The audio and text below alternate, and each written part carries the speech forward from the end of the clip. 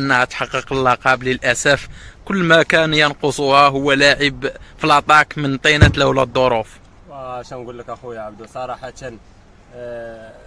الوداد البارح كان كينقصها بحال لولا الظروف. شي واحد عنده خبره في النهائيات، خبره في فرج فيهم في القهوه الالقاب.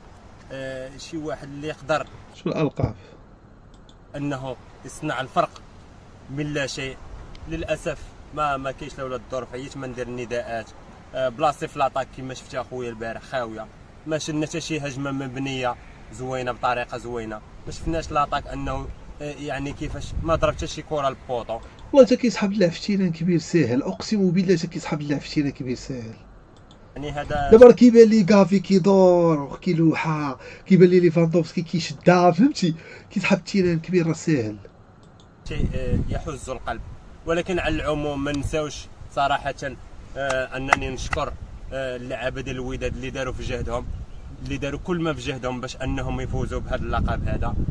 ما نساوش الجماهير الغفيره اللي توافدت على مركب محمد الخامس وشجع جميع الرؤساء. صافي وصلت الرساله لولا الظروف، وصلت الرساله.